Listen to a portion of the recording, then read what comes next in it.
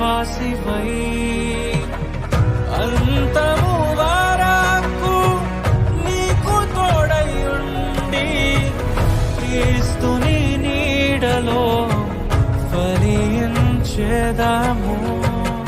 పరలోక సాక్షిగా నీ సన్నిధిలో నేను పరమాత్ముని కార్యముగా ఈ యాత్రను కొనసాగింతును.